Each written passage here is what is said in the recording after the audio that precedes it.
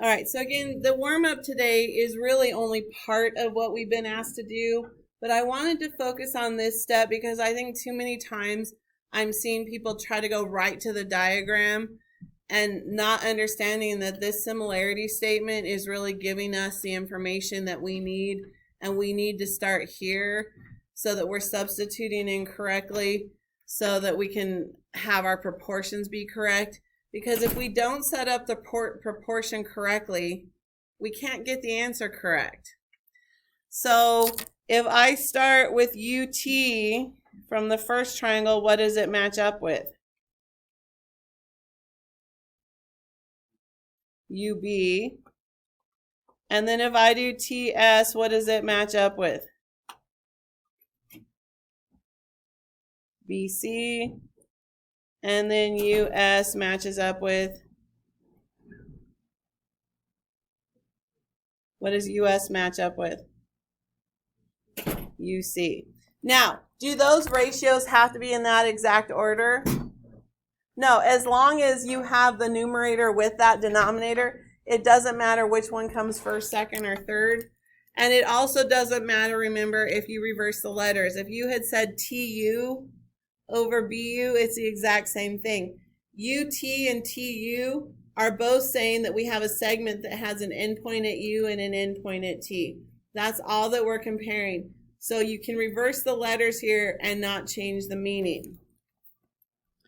So number 2, we have ED over ER equals DC over RS equals EC over ES.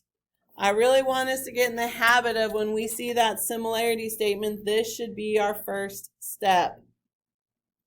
On the third one, GF over GB equals FE over BC equals GE over GC. Again, make that the first statement, then look at the diagram to see what you can substitute in. I think we will have a lot more success if we are doing it that way. All right, we are going to move on to our last lesson, starting on page 37, parallel lines and proportional parts.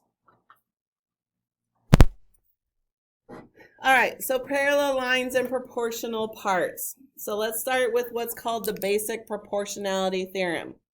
If 3 or more parallel lines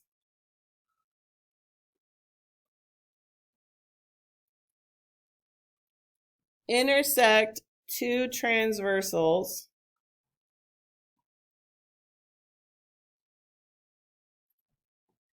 then they cut off the transversals proportionally.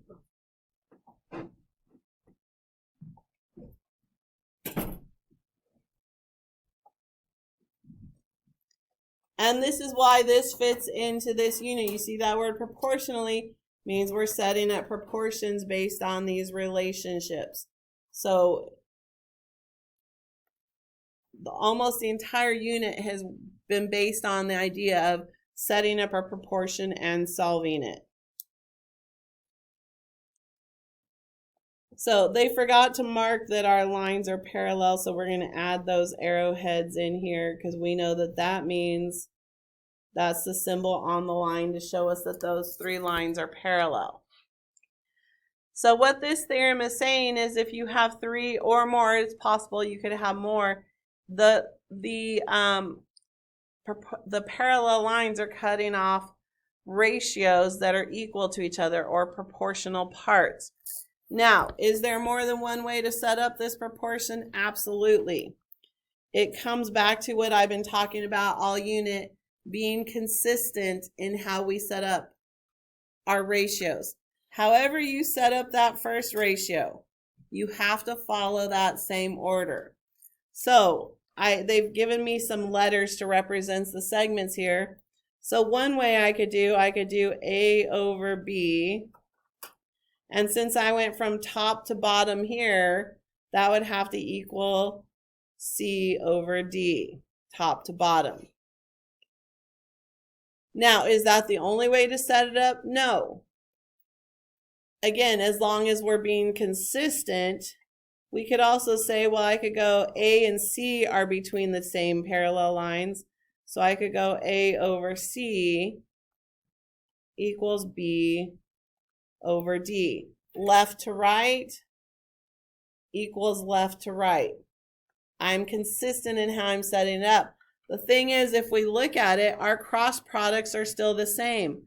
I have A times D in one diagonal, and I have B times C in the other diagonal. So I did not change the meaning, but I'm consistent so that we have A times D equals B times C. It's the same multiplication, but again, it's all about consistency, making sure that I am setting those proportions up. Whatever order I used for that first ratio, I have to match that order for my second ratio. That is the most important part, is being consistent in how we are setting these up.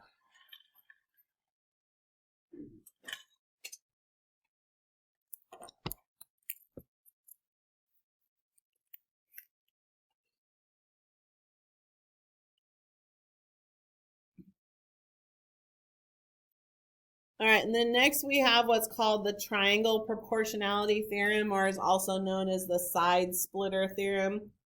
If a line parallel to one side of a triangle intersects the other two sides of the triangle, then the line divides these two sides proportionally.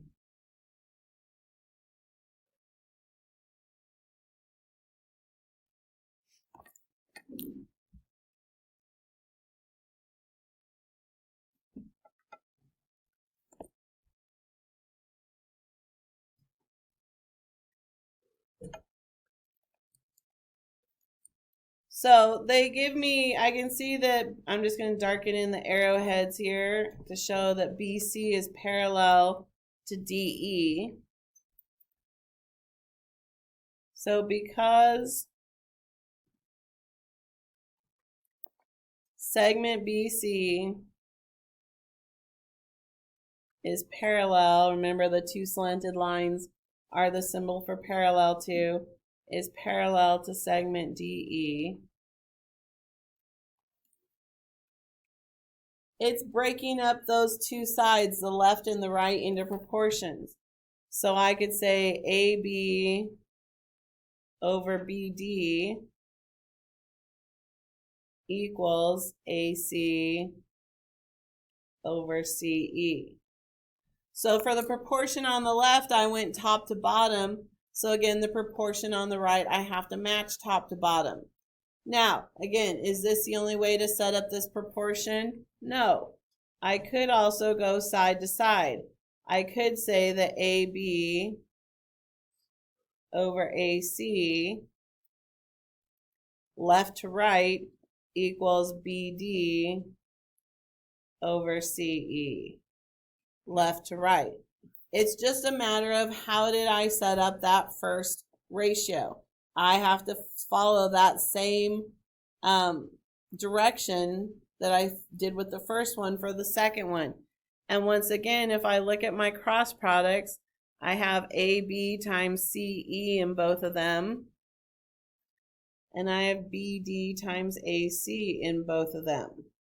So my cross products are still the same, no matter which one I set up, as long as I'm being consistent. So again, AB times CE equals BD times AC.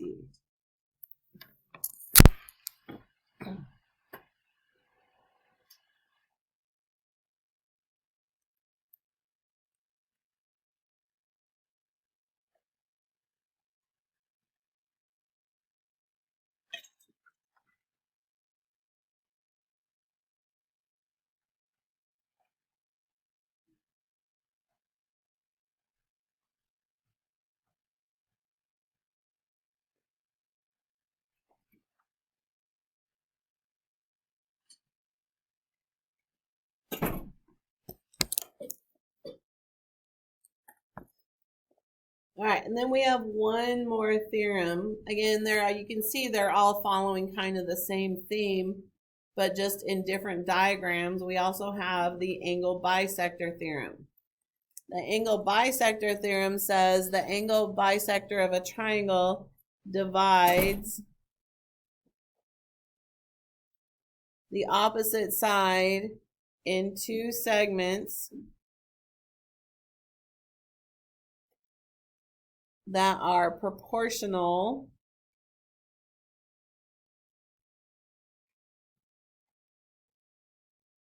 to the other two sides of the triangle.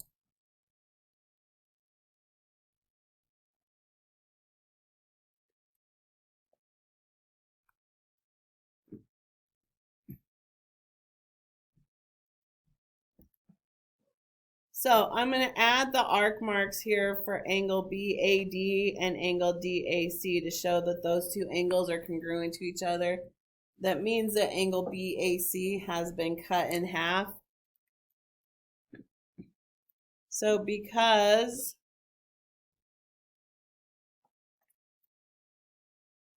segment AD bisects angle BAC. And again, remember, going back to our definition, bisects means it's cutting it into two equal parts. Because that segment is cutting the large angle into two equal angles, it's also creating some proportional parts with the sides. So one of the ways we could write this is BD over DC. So taking the two segments of that side there as one ratio. Now, because I started with BD, which is the top to the bottom, I would have to do the same thing and match up AB over AC.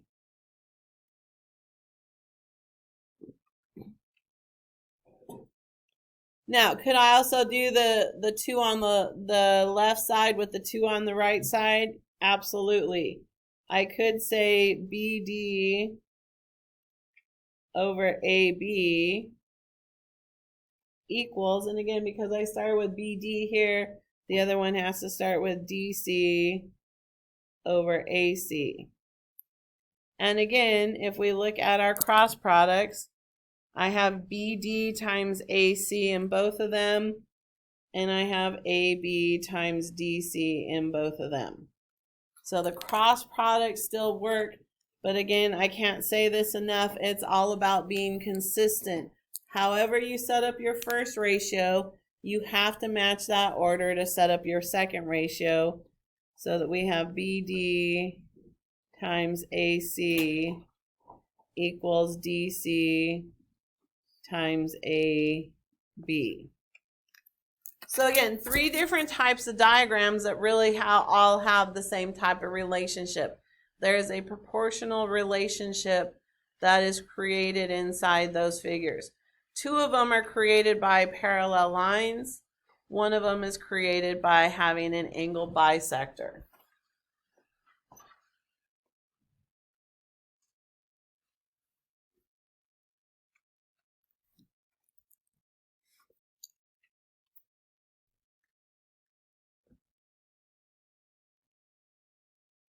So now that we've looked at all three of those theorems, now let's get into actually using that information to solve. How is that information going to get used to be able to solve? So we're starting off, our first example says find the missing side length. Now you know I don't like using the question mark. I like changing the question mark to an X. It's just a little cleaner when we set up our math. But I have to set up, I can see I have parallel lines. So now I have proportional parts. But I have to make sure I'm matching up in the same order. So how can I write one of the ratios based on this information? 6 over x. So if I start with 6 over x, Again, the 6 is representing the entire side. The X is representing that bottom part. What is representing the entire side on the left?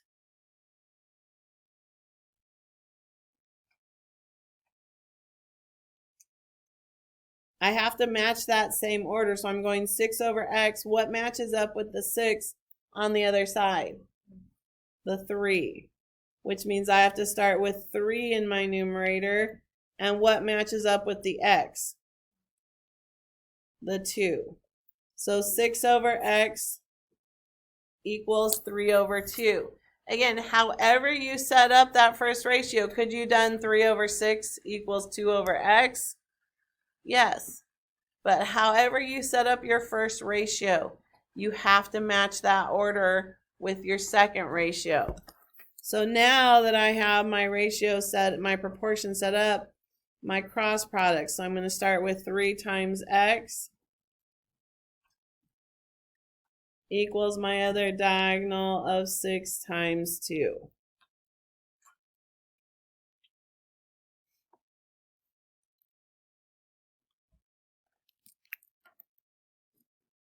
So 3x equals 12.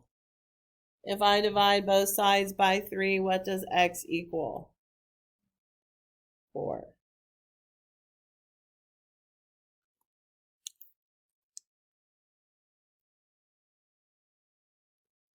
But again, it's all about being consistent.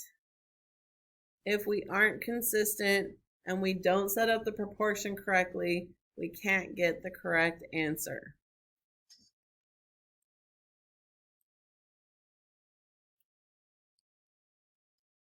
All right, number 2. Again, I'm going to replace the question mark with an X. I'm going to pause for a moment because I want you and your group to talk about how should this proportion be set up. I don't want you to solve it yet. I just want you to talk about how should this proportion be set up in your group, and then we'll come back and check.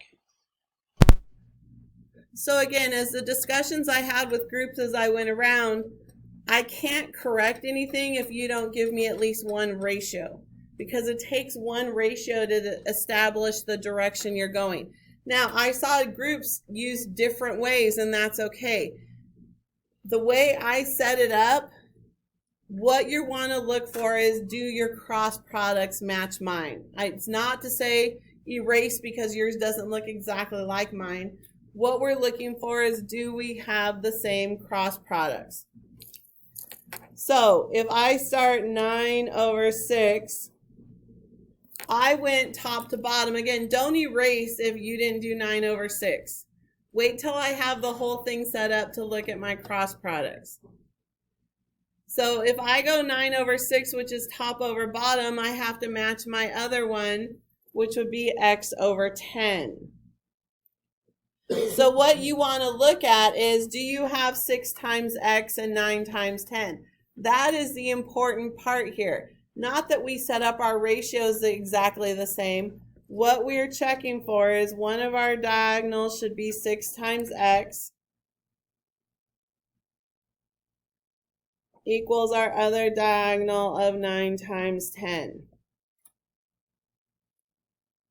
If your proportion produced those diagonals, then you set it up fine, because it's all about looking at the cross products. So we get 6x equals 90. And if I divide both sides by 6, what does x equal? So we should get x equals 15. So again, we don't have to set up the ratios the same way, but our cross products do have to be the same. And that comes from being consistent in how we are setting up our ratios. Whatever order you use for the first ratio, we have to use that order for the second ratio. Now, it's nice when they give us information that matches up cleanly. There are going to be diagrams, though, where the information does not necessarily match up as cleanly to begin with. We may have to do a little work to have matching parts. So if I look at the diagram for number 3 here, I see the 18, I see the 9, they're both representing the entire segment on their sides.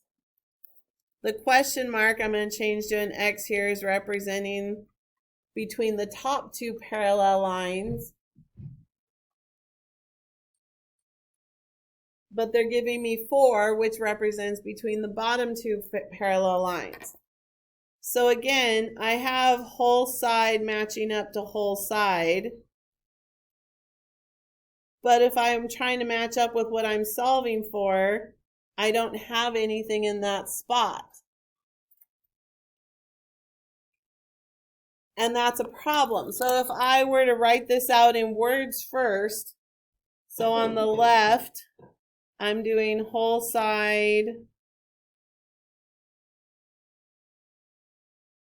over top part.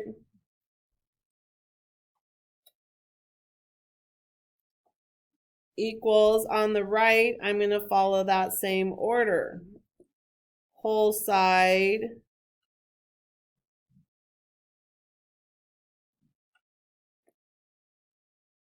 over top part. So again, on the left, I have both of those pieces. On the left, I have 18 over x. On the right, I have 9, but what can I use for that top part? Because I can't use 4. 4 is not in the same position as the x is. Those are not parts that match up. So how can I find a value for that top part? The 9 minus 4. 9 is the full side. If I know the bottom part is 4, to find this value here, I just take the whole side minus the bottom part, so that top part would have to have a value of 5.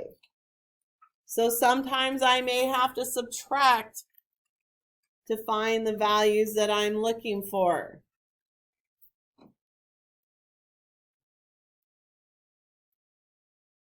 So one diagonal is 9 times x,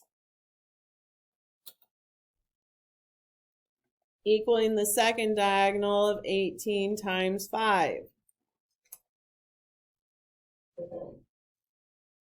So I have 9x equals, what is 18 times 5? 90, and if I divide by 9, x equals 10. So again, some of the diagrams are not going to come nice and pretty and ready for you just to set up ratios. Some of these you are going to have to do some work to make sure you have matching parts. So these do get a little tougher. On the triangles we were dealing with previously, we just had to set up those ratios and substitute in. Now we have to make sure that we have the parts that match up. It does make it a little tougher here. All right, the next page.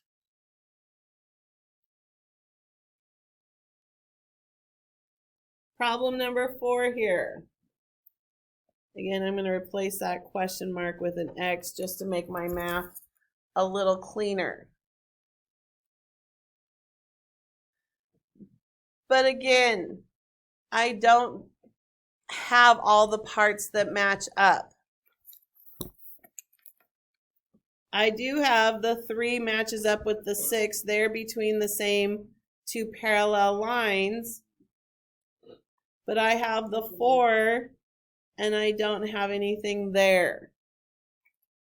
I can't use the full side here because it doesn't match up. Now, there is 2 ways to handle this one. I could find the full side on the left, or it's also possible, again, similar to what we did with the 9 and the 4. When I knew the whole side was 9, I subtracted out the part of 4 to get the other part of 5. The difference here, the whole side is a variable, but I would still follow the same guidelines. To find that missing part there, I would just simply use x minus 6. The whole side minus the part. Same idea, is just instead of having two numbers, I have a variable and a number. I can still use that information, but I have to make sure I'm using matching parts. So based on how I've highlighted here, I could do 3 over 6 equals 4 over x minus 6. I went top to bottom on the left ratio, so I have to go top to bottom on the right ratio. I have to match up order.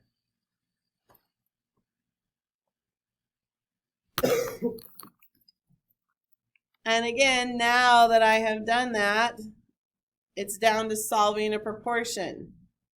3 over the quantity, or excuse me, 3 times the quantity x minus 6 equals my other diagonal of 6 times 4.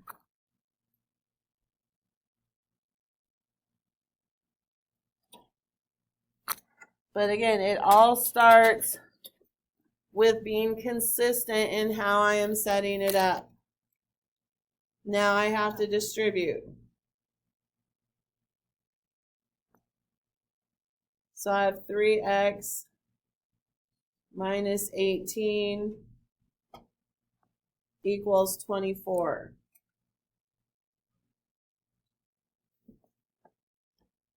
Then we have to add the 18 to both sides.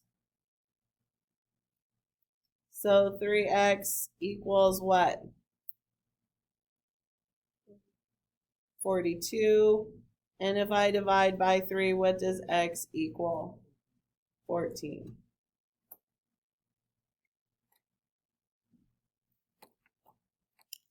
So again, these aren't always going to just hand us the information exactly as we need it. We may have to do work to get those matching parts.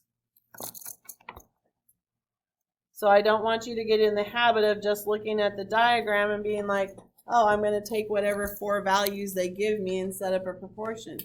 That may not be what we need to set it up.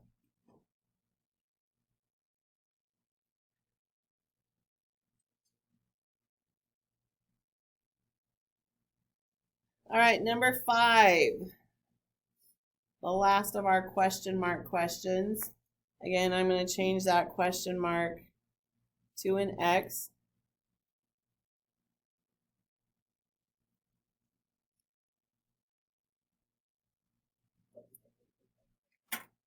Now, based on the theorem, I'm supposed to be taking the 2 parts of this side and equaling them to the 2 other sides. What is the problem I have right now? Do I have a value in each of my highlighted areas? No, so obviously I need to change that because I do need to put a value here. If I know the entire side is 39 and the right-hand side is x, again, I can subtract one of the parts from the whole, so this would make this 39 minus x.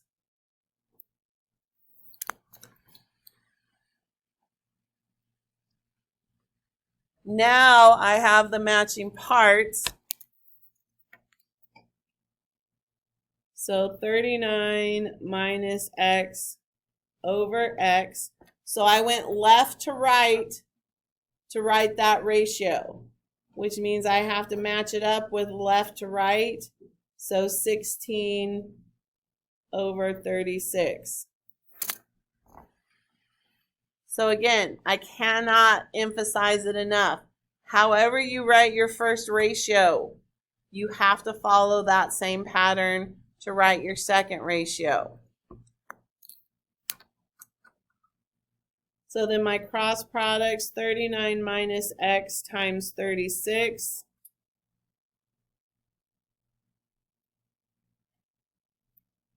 And that's going to be equal to my other diagonal of 16 times x.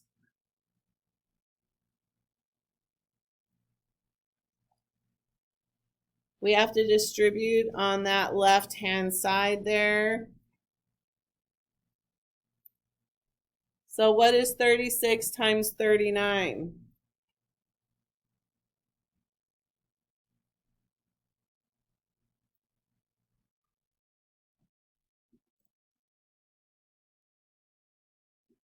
What is 36 times 39?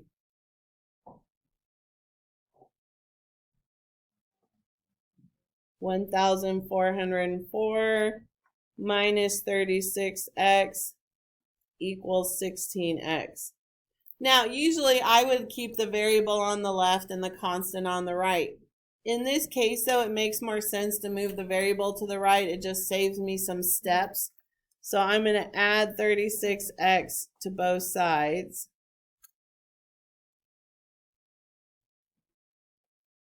So I have 1,404 equals, what is 16 plus 36? 52x. And if I divide both sides by 52, what does x equal?